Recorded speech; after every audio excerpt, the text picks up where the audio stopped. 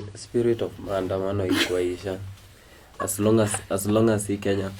Sio kama uliona TikTok nilifanya last week ile ya kupeana gold kuna mkunipa mungenipe ukiwa vacation unapatikana wapi? Sasa una imagine ati Ruto anapewa gold plate ya accountability, transparency and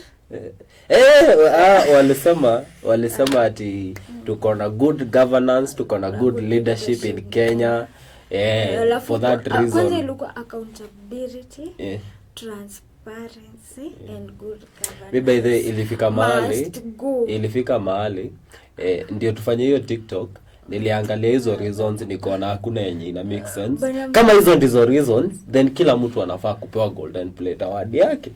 Hadi bana mkatuma niandike email for a long time sikuwa nimeandika hiyo. Ukaandike hiyo organization email. All right. Activist. For a long time sikuwa nimeandika email, hata master niandike email. All right. Si utagotea wadau alafu tutafanya hiyo kitu, si ndio? Amkwaje wadau, mkwaje? Really I have missed you, and today I'm the guest because today we are celebrating ladies. Nkamwa pia mimi nikuja mni celebrate. Ama ni aje? Yeah, wadau this once again. Ni mimi bana, nimekam. Prince KR is here live on Simcha TV and Dereti FM. Kijana handsome. Wewe uliniacha nikiwa handsome tangu when? Nywele imekuwa more stylish. Okay. Inatisika? Alright. Yeah, kijana handsome is here. Now of course, first off ningependa kuapologize wakurugenzi na wadau. Nimekuwa nikireceive calls and text here and there, mnaniuliza kwani hatufanyi kipindi live anymore. But worry not, of course tuna cook behind the scenes, tulete vitu moto na kama kawaida venye tulikuwa tumesema tutakuwa tu tukienda tukireveal vitu mpya vitu tamu hivyo tu pole. Na for today, kwa sababu leo ndio siku yenye tunaongeanga kuhusu ladies and our females, ingekuwa very bad bana ningekosa kukuita. Wewe unajua wewe ni wewe one person kwa hii dunia mzima mwenye anaweza sema nilimuita kipindi. Wengine wanakuanga ni wao wana insist. Ni wewe ajila tanga. Mimi lazima niitwe ndio nikuja huko mni celebrate. Na si kiburi. Unajua guys, sometimes kuna vitu tunafanyanga hapo behind the scene zinafaa kucelebrate, alafu lazima mnginiita ndio tuguzi udaku kidogo ya must go. Juyoni, that is my newest job by the way. So walisema tuko jobless, sasa mimi nikajipea job ya kuguzia must go na ule lying go account, lakini huyo leo sio tukimwongelelea huyo tena maandamano vibes. So mkiniona kwa streets mjue ni hao watu wawili wamenirudisha streets. Of course atusemi ati tunaenda kwa streets kama the young generation juu venye maneno iko kwa hii Kenya yetu, na of course hizo ndizo vitu zenye zina lead leading capacities ni zile zenye unakumbuka zile reasons why zilikuwa constant: lack of capital, poor governance, those reasons. Ilikuwa gani? Competition from unnecessary factors. Hizo reasons ndio the same zenye zinafanya zenye zinafanya tutoke nje. Tukaongeza nyingine yenye hiyo itaishi kwa constant corruption. Same reasons why you can't open a business in Kenya and it succeed. Reasons why mnachagua tu watu wenye wanafanya vitu. Reasons why we don't have hospitals. Reasons why our education sector is shitty. Reasons why tunabebangwa tu ujinga ni ya kulipwa 2,500. Same reasons ndizo tunaongezea tu kwa ile list ya reasons why wanajezi tunatokea kwa street any day. The same reasons why we are going to the streets are the same reasons why you will never get good governance, you will never get development, you will never get better lives. The same reasons why we will never have Kenya as Singapore. That will always be a story. Yeah. But juu tunashindanga tukiambia our people wenye tumedonatea power, tunawaambia hivi ndio hivi na hivi. Tukiwaambia basically hata wewe unaweza sema sisi ni victims of this. Any moment unamwambia bro hapa unakosea, unafaa kwenda hivi. Wewe unalebuliwa, wewe unachapa, you are being profiled. Wewe unapingana na mbunge, mara kidogo wewe unapiga ni nani hawapiganangi na wao sana, ndio haizi tutumia guns, women rep. Wewe unapingana na women rep. Hizi siku bana tukiwaambia inakuwa tunapigana na serikali, so hatutaki hizo story. In fact, hatutaki story mingi. We have even created enemies out of saying the truth. Kuongea tu. Someone is hating you because you said this should have been done this way, not that way, and you are like, okay, you are not the one supposed to do it. It is another person. That person knows what we are saying is the truth. And they would even listen. You know, I mean, no, they hear us, even if we say it in social media. Junasikianga mtu ameenda tu rari anapayuka vitu ulisema. Social media. So, me I'm like, why are you hating me? And him also, he knows I'm saying the truth. Him or her knows. Tulisema siku ya Monday ndio tunaongea politics na siasa. Siku ya Monday ndio tunanga uoga. Hiyo siku tutakuanga tumeomba courage kutoka kwa fellow Gen Zs wenye tulikuwa na wao maandamano. Tunatumianga courage yao. But siku ya Wednesday, being a woman crush Wednesday, tuna dedicate hii siku ya celebrate the very good things and the very major things zenye women are doing in our society. Not only women. When I say women, I speak of women our mother's age, our sisters, our nieces, our daughters out there doing a very good job, lakini who has put it to the light, and many other times zenye they are just taken lightly. Na hatutaki kitu kama hiyo. Na remembering whatever has been happening since maandamano zilianza lini? Maandamano zilianza kitambo. This year nauliza this year. Ilianza kitu June 18th. But wait, June 18th ndio ilikuwa ya kwanza, tukakuwa na June 25th ama kulikuwa na nyingine before June 18th? We started on a Tuesday. We did the first Tuesday and the first Thursday. Then we went to Tuesday Parliament. Yeah. But I think even way beyond that, way earlier than that, watu walikuwa washaanza kupiga kelele kwa mtandao kuhusu kelele ilianza kitambo. Kelele ilianza Mei na huko. Si ndio?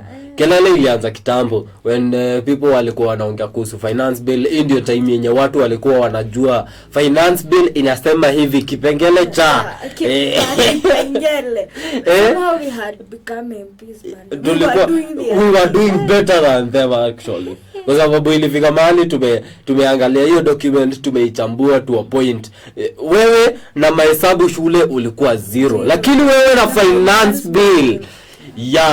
So now of course nimekuwa nikiangalia down history lane, nilikuwa naona you know what, we think it began right now. It began way kitambo sana. Na leo nataka nikupatia story. Tutachambua story kidogo. Of course tutaguzia vitu zenye zinaendelea as a nation. Juu tusipoiongelelea wanashinda wakisema hatujui Kenya tunataka.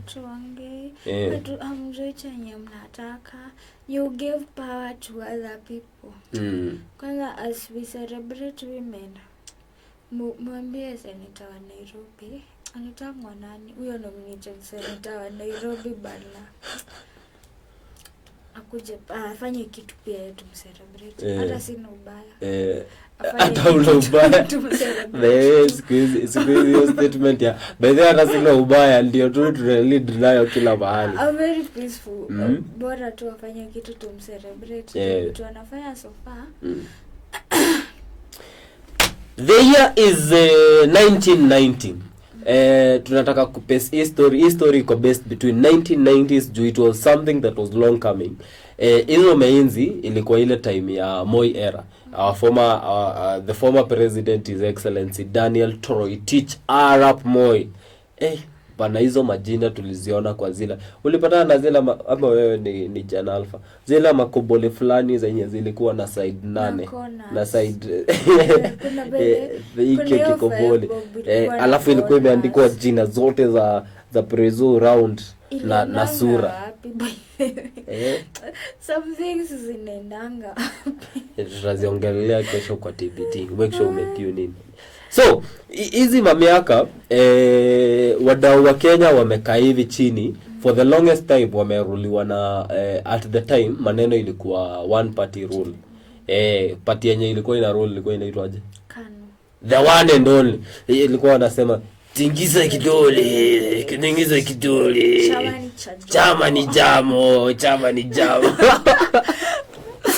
Yeah, na bala wadau walikuwa wamekaa hivi wakaona hii single party inaitwa KANU inatuambia tu tutingishe kidole na ground inatutetemesha mbaya na itupay ama there were those grievances zenye walikuwa wanalilia at the time. During that time watu wenye walikuwa wanaonekana wakiwa the so called strongholds wenye sahi tunasemanga ndio, yani tunaweza waita aje sahi kama venye majority leader sahi ana feel yani big wig mbaya sana.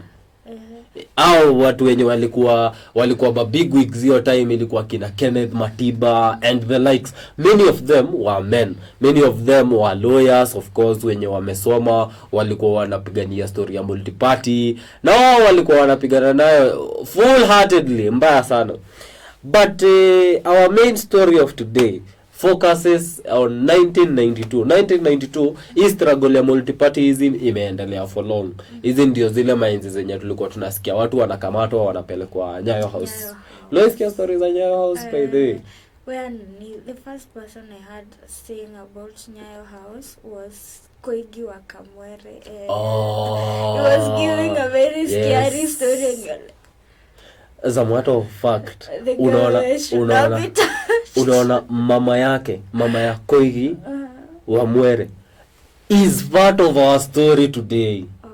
Imagine. So hizo maenzi bana Nyayo House ilikuwa inasikika ndio in modern day watu wenye walikuwa wanahusika na hizo story ndio watu wenye sahi wanafanya abductions in broad daylight. Kidogo tunakuwa na massacre inasemekana ni vampire. Abaye bana after mume act Prison Break season 1 kulienda aje? But this story liisha. Hivyo. Ghafla and I saw there is other bodies being retrieved in Kitengela. Yes. And I'm like, okay, sawa. Ile ya Kwere mlisema ni ya 3 years ago. Ni sawa. Ya Kite. Hawa ametoka. And we are being told that these people, it seems like they died 4 weeks ago. From where? Hatutaki kuguza maneno ya siasa. Tunapeana story leo. Sawa. So 1992 kuanzia kitu February ni kama venye huku kwetu tulianza Mei na huko. But si hizo matime hakuko na maneno za mtandao. So hao wadau walikuwa wanatokea mbaya sana. And surprise, the leader of this sort of clique ilikuwa the great Wangari Maathai. Wangari Maathai hiyo time sini after amecreate Green Belt movement in 77. Of course amekuwa na story ya kurudisha the green capacity of Kenya, and not only just that, at the time pia walikuwa wanafanya something about empowering of women. Sahi by the way ndio nakuja kurealize na hii ni statement nilisikia mahali. It is a statement of course up for debate that we have empowered women for so long, tukaachana na boy child. Sahi hakuna mtu mwenye anaongeanga kuhusu empowerment. But to tell you the truth, it is not that we empowered the women so much and you left the boy child. It's just that nobody taught the boy child how to deal with the empowered women. Now, you want to deal with the empowered women, how our grandfathers used to deal with women in the patriarchal society. Still, there are men who still feels like we should stay in the patriarchal society, and they feel like, why do you want to get to the top? You are a woman. But now they feel like, no, women are more empowered. Not that we are more empowered. It's just that there are so many men hawakuonyeshwa kudeal na the empowered women. Now they want us to behave even after empowerment how our grandmothers were behaving. True. Now of course na ndio nilisema it is a point up for debate. This one ni kitu yenye tukiweza amua kuingilia sahi tuna take 70 years kama tutamaliza hiyo discussion. Yeah, for another sure. Wednesday that you will need someone, you will call me, you will come and discuss that. Watakuambia hiyo wakitaka hiyo discussion. Okay. Bwana wakurugenzi bwana huyu mdema na jivyo kama tumemiss sana hata hakuna. Sawa. Anyway, turudi to our main thing. Hizo maenzi February of 1992 the women that were supporting the multipartyism sort of movement walikuwa wengi sana, walikuwa wamemobiliziwa na walikuwa wameempoweriwa na the Green Belt movement.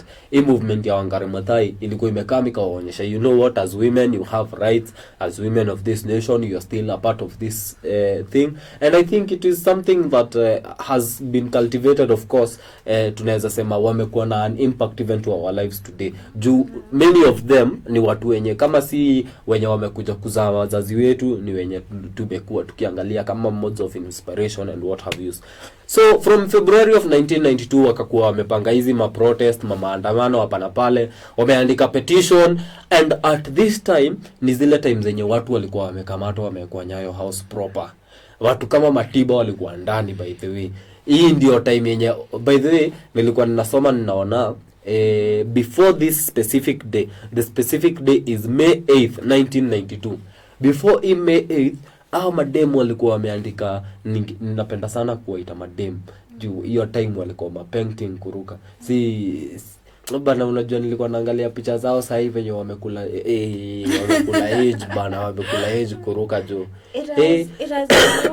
it is more than that years. It is more than, it's actually 32 years. Hiyo ni age ya mtu. Hiyo ni age ya mtu. So walikuwa wameandika petitions to the then Attorney General Amos Wako. Unaweza kumbuka Amos Wako? Tulimpata ama ulimpata? It's not like kumpata as a person, but the crips and the history yeah. So walikuwa wameandika hadi petitions, wametuma kwa ofisi yake. Guess what? Denied bana. Hakuna maneno yenye mnasema. Na of course at the time kulikuwa na hii, na sijui hii ni kitu yenye tunaweza comment tu kidogo tukipitia. At the time the executive's power over the judiciary na hiyo hidden hand kidogo ilikuwa inafilika mbaya sana, na walikuwa wanaitumia proper. I would say at that time hatukuwa na venye tunasemanga ati separated arms of power and they should be independent. At that time they were dependent to someone else. So angesema ukufe, unapotea siku mbili tatu. Hakuna kitu utafanya. Amazing fact, by the way, nilikuwa na hii tunapatana siku ya Thursday tukiongea conspiracy theories.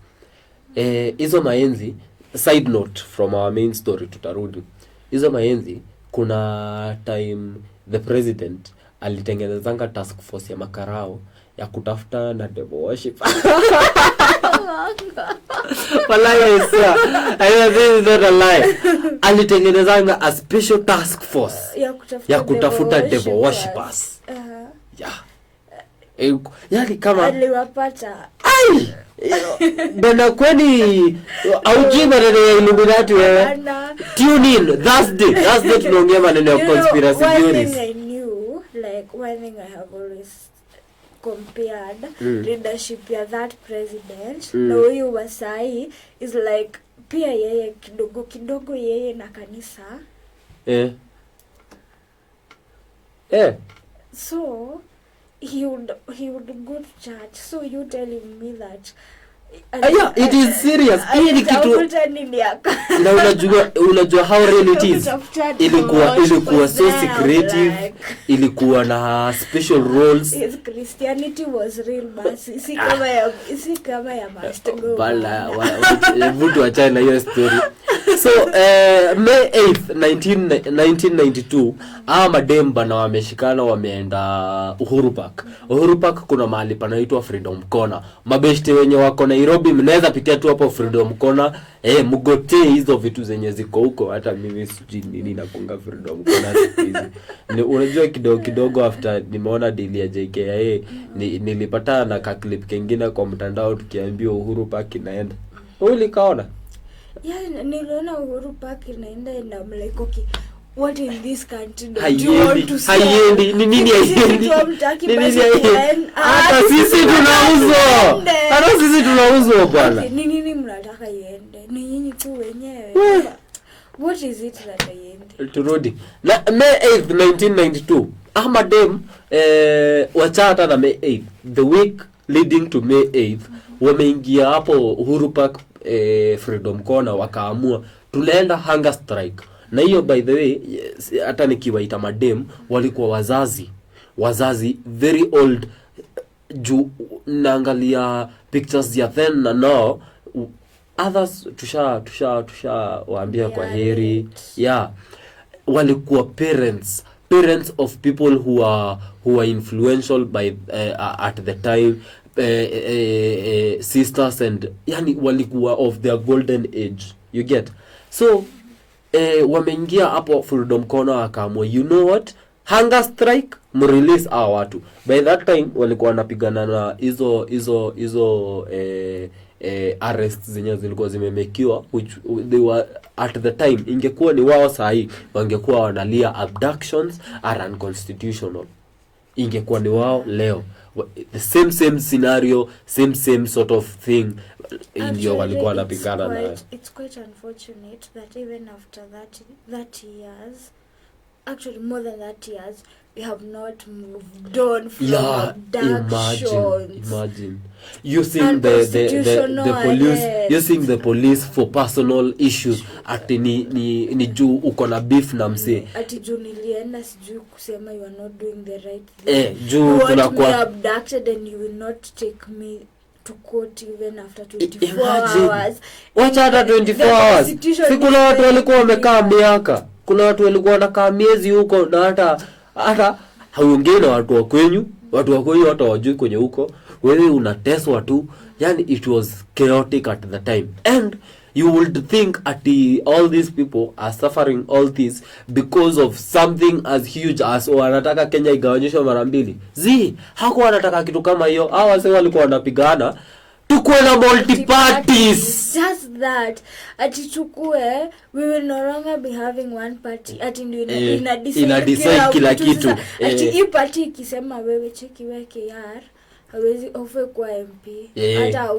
Hata una qualifications. Wewe maneno yako kwa hivyo inaishia hapo. Now they feel like we need to compete.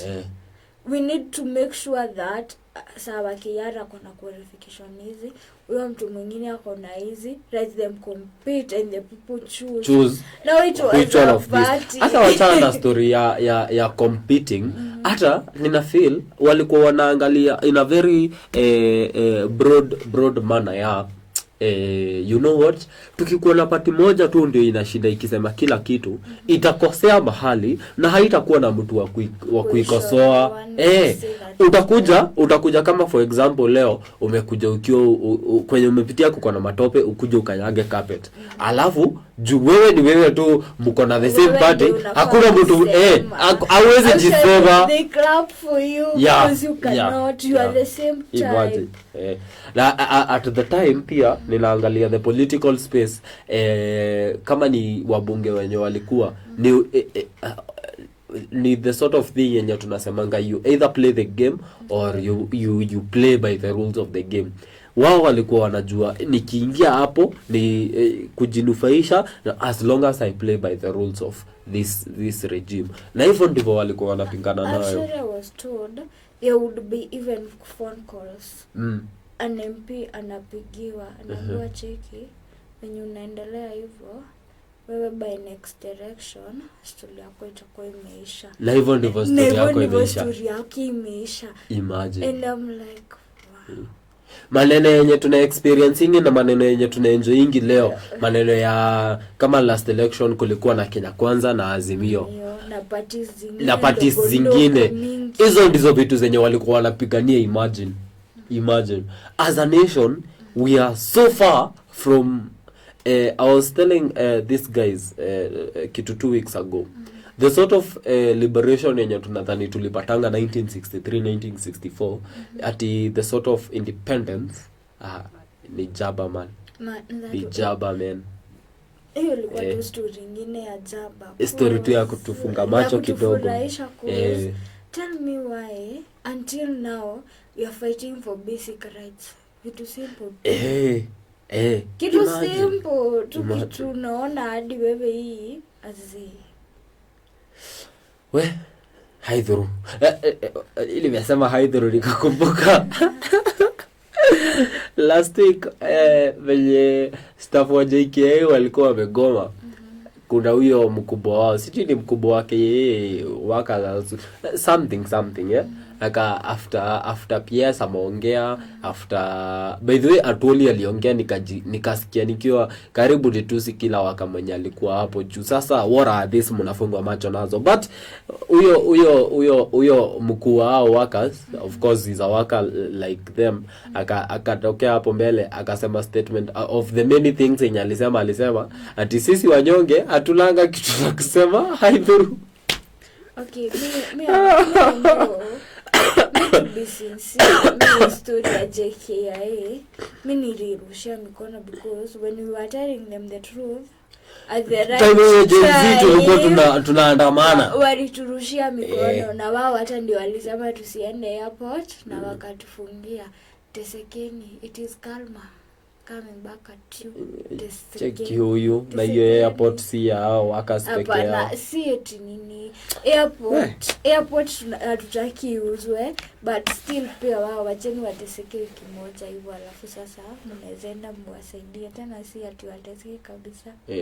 Si wateseke kabisa. Ni learn lesson. Okay. May 8th 1992 Mamatha, wacha niwaite Mamatha niache kuwaite madem.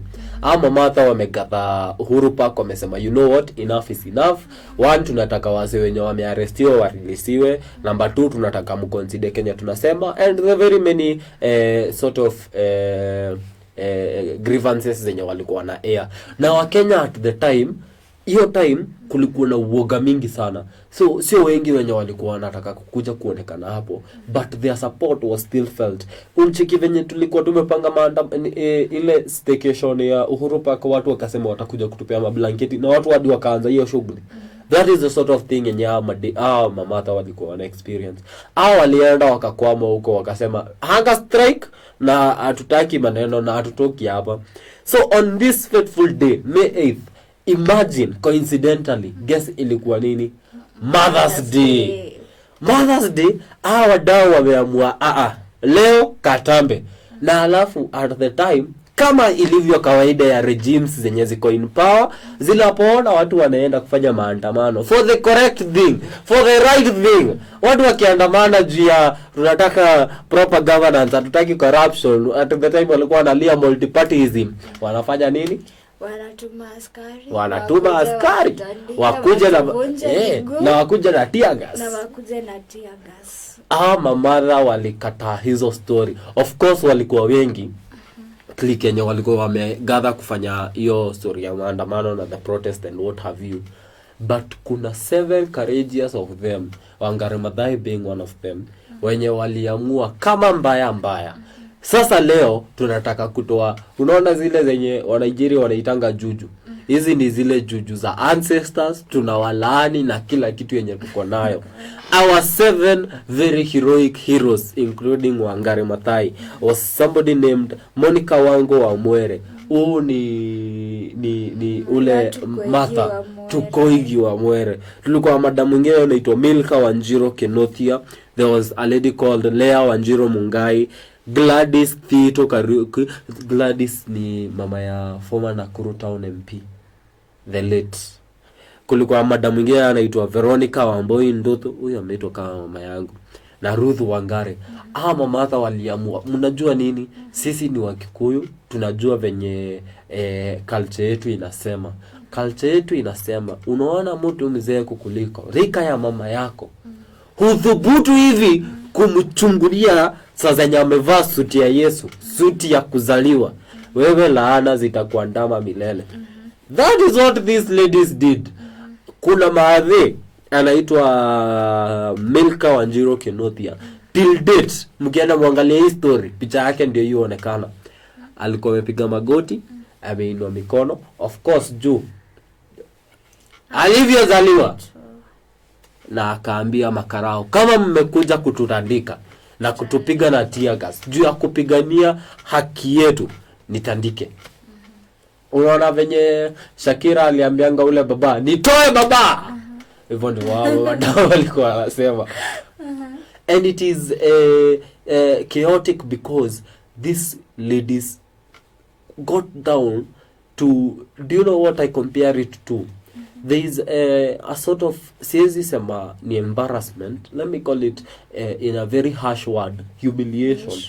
The sort of humiliation yenye walikuwa wanataka kuji-expose nayo, but whatever they were fighting for was greater than this. It couldn't, yani hii humiliation hainge cover whatever they were fighting for. Waliamua, you know what, my future, the future of this nation, the future of my children, because as we have seen, many of these mothers wamekuja kutoa leaders, wamekuja kutoa people of influence in our society today.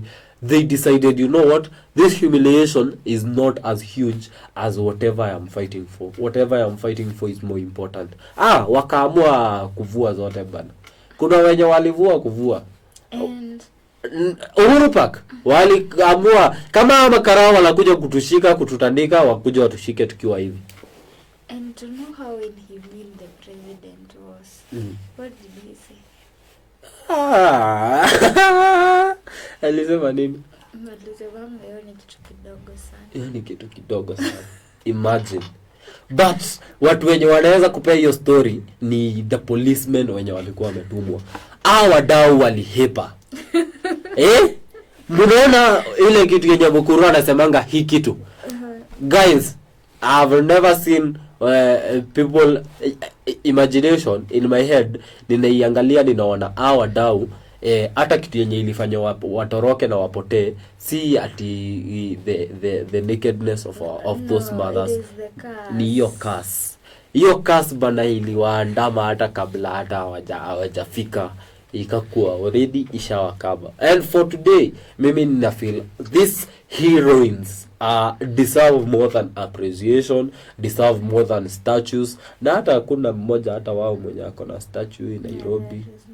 Ini sad jo. Alafu sasa to a point that I ask, hizi statues zinakuanga za kina nani? Zinakuanga zimewekewa akina nani?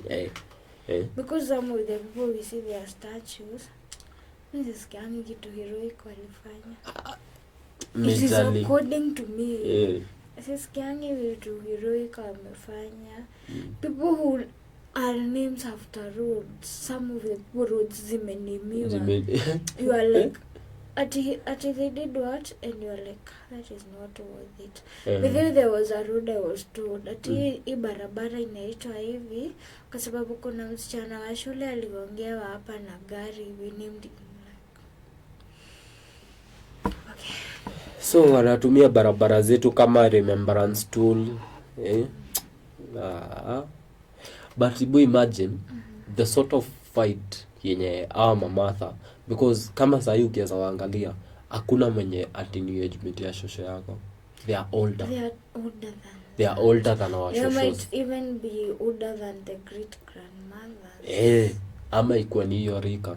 But consider the fight that these guys were fighting back then and the fight that we are actually witnessing today.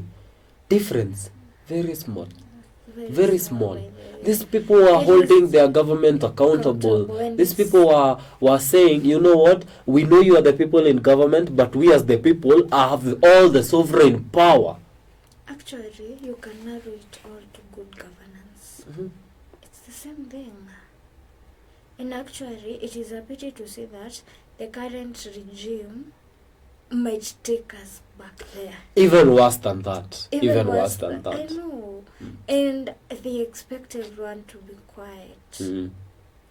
There may come a time whereby the judiciary will not have any powers. Kama sahi.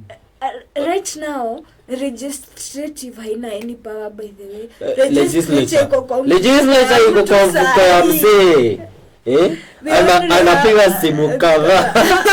Vitu zinatani venye. You know, right now, we only have the judiciary to learn to, but unfortunately, hata judiciary yenyewe sahi, for example, acting. Huyu kwanza nina insisting hapo kwa acting. Juu hata hajafanywa kukuwa the one. Acting Inspector General Gilbert Masengeli. Mdau bana ameitwa na koti more than 6 times. It is actually 7 times. Zote amekataa. Alisema yeye aje sasa acting IG anaitwa na koti. Aende asimame hapo ati kama witness. Aje na wana uncover watu wenye wanauza bangi huku hii Kenya. Ni kama yani, do you know, nilikuwa naangalia kitu as we are celebrating women. Madam anaitwa Mamito is a very good friend of mine. Na nilikuwa naangalia TikTok alimake juzi akisema ati DCI. Yes, you remember? And it is very real. It is very true. It is true, by the way. And she actually even said, kama hamuwezi pata watoto, then pia sisi simuache tuuze bangi na msikuwe mnatupata. Cause tell me why DCI Kenya mtu akiuza bangi misikoto 8.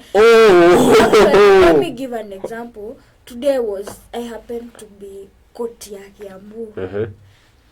The High Court. Someone ameshtakiwa ati alishikwa na rolls 8 za bangi.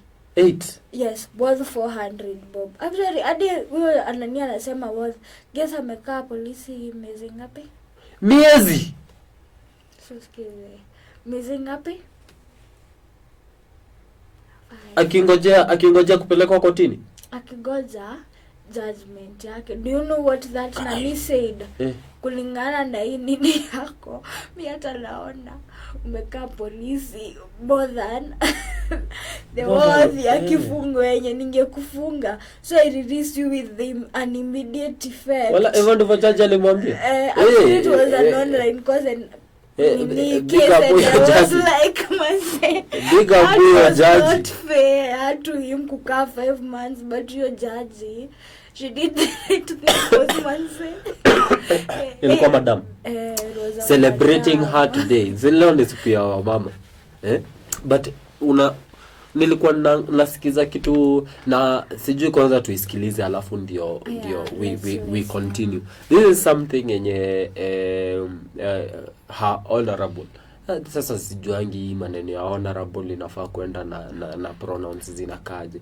Honorable Martha Karua, the Iron Lady.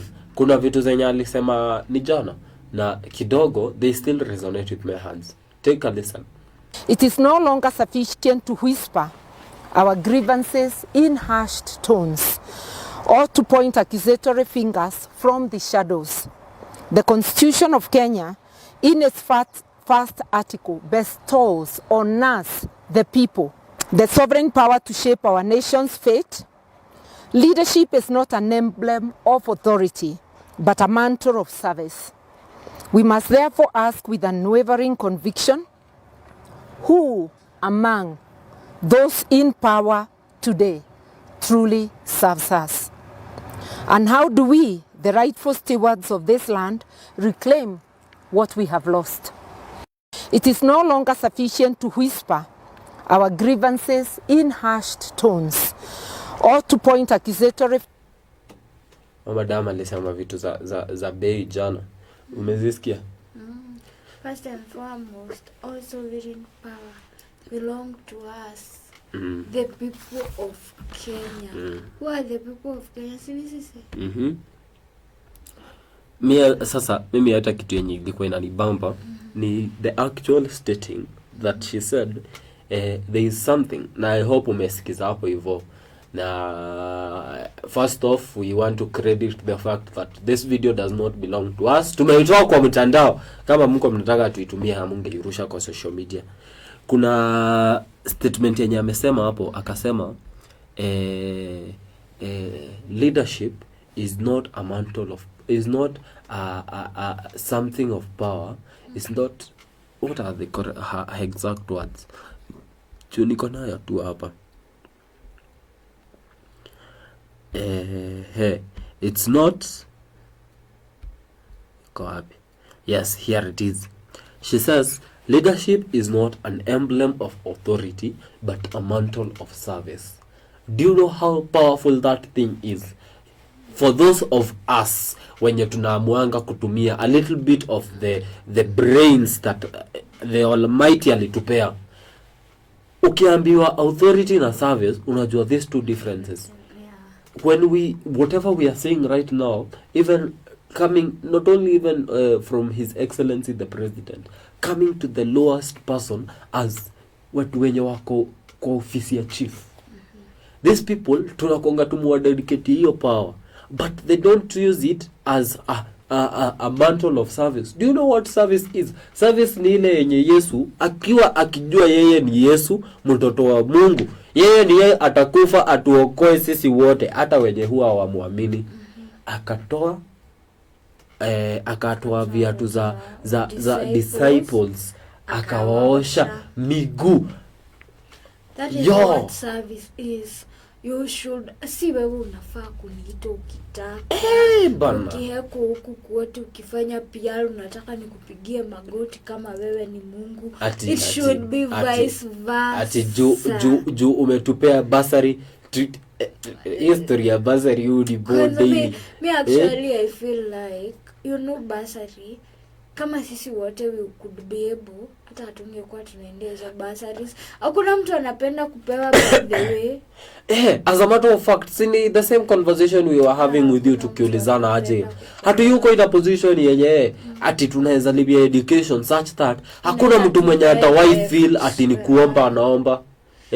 Actually I was telling someone nobody wants handouts. Kama ningekuwa na hizo vitu singeendea. I was telling someone stop going and telling our moms that sijui who is giving them fertilizers, who is giving them seedlings.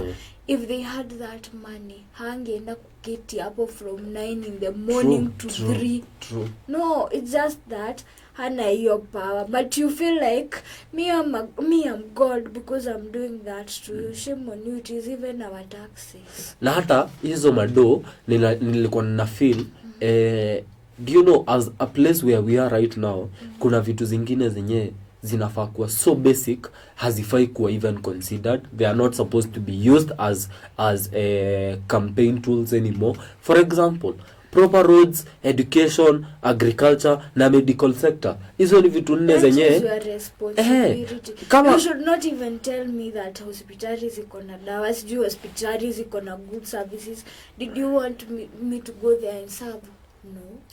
That is a mandate. It should happen. I am thinking in the state tungekuwa situation yenye medical sector yetu iko sawa, education sector yetu iko sawa, wazazi wetu hawangekuwa wana need hizo handouts zao za exactly. Of which I'm not saying that somebody giving out fertilizers na nini and what have you ingekuwa ati ni mbaya. Sio mbaya, but give it to somebody mwenye anajua nikireceive fertilizer inanisaidia. Si situation kama sahi ninaangalia naona our parents who are farmers.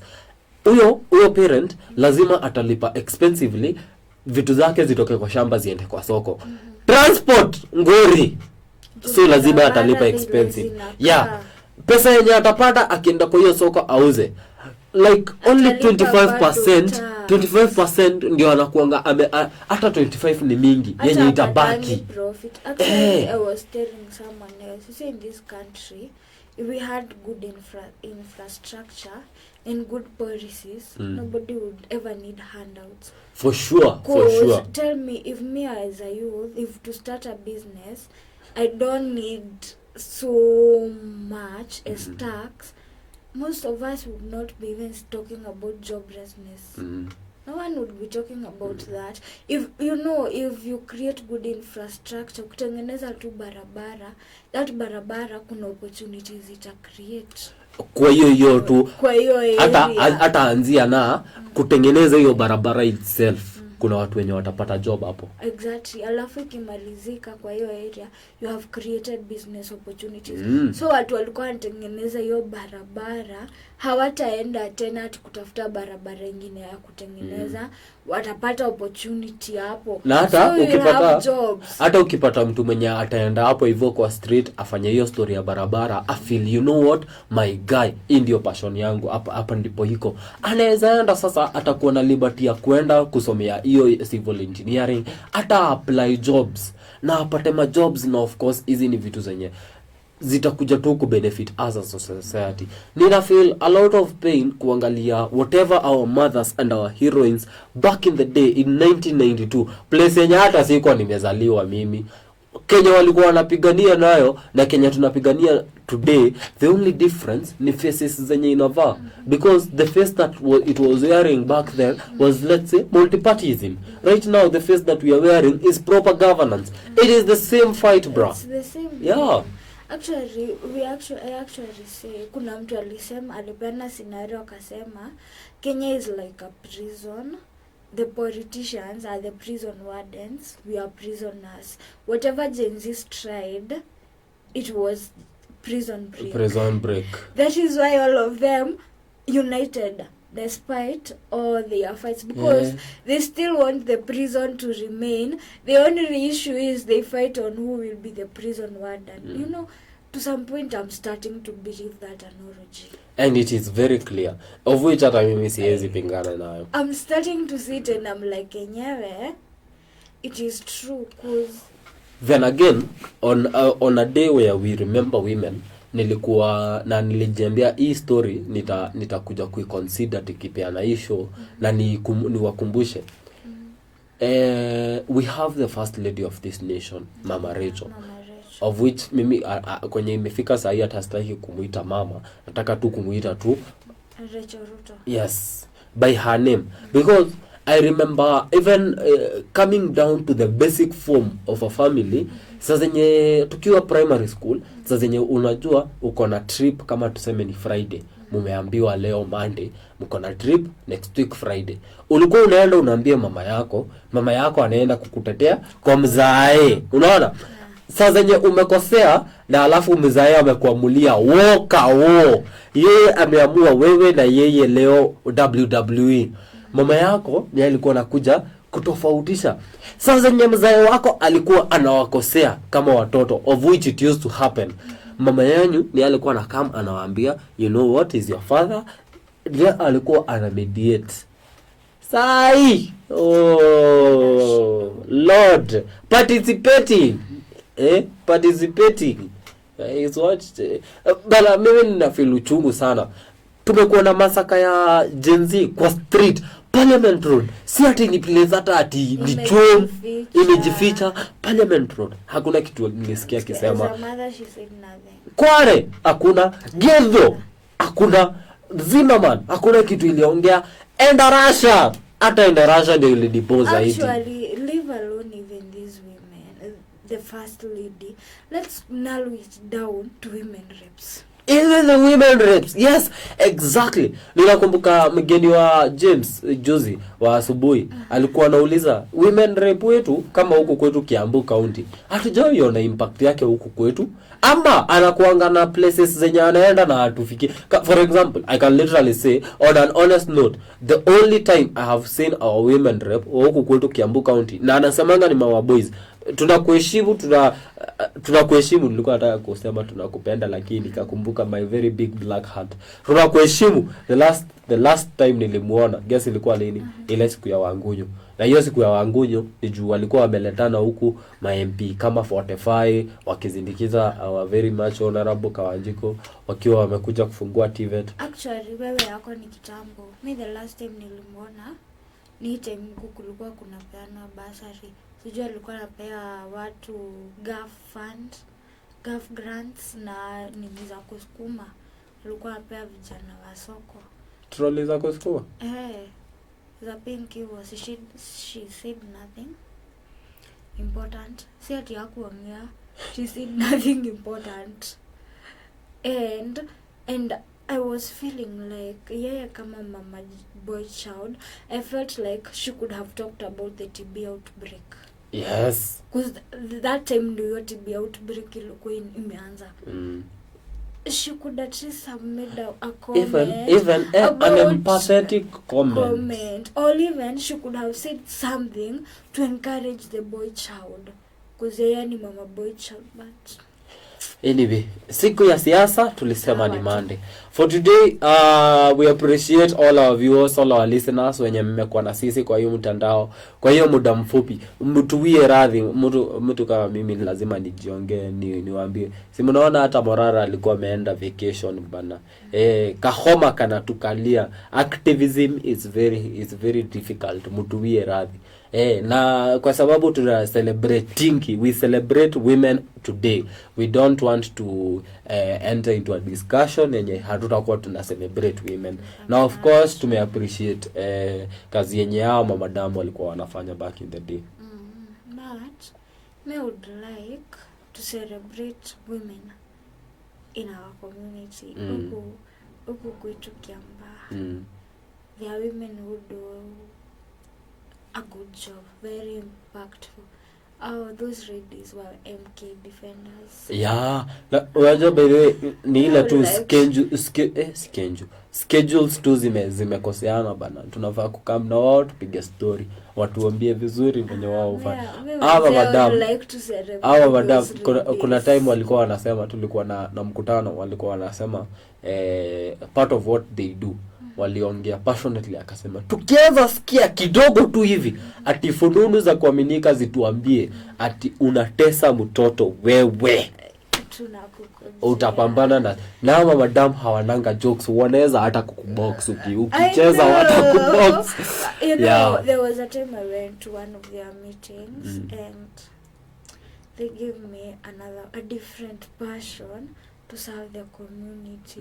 Those are people like community yao. It's more like a family. You know, they are phenomenal women in Kiambaa.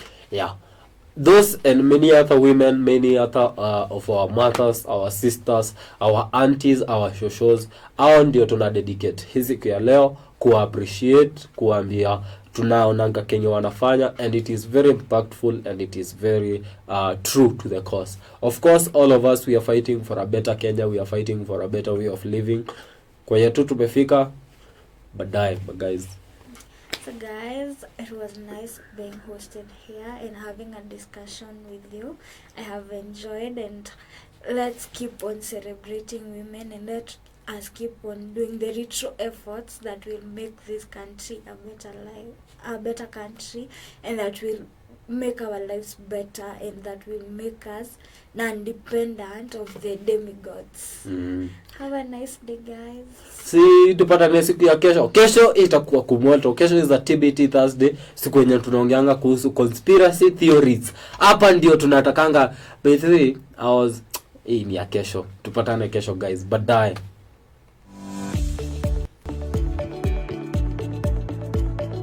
Hi, my name is Mary, Administrative Assistant from Wema Halisi Limited.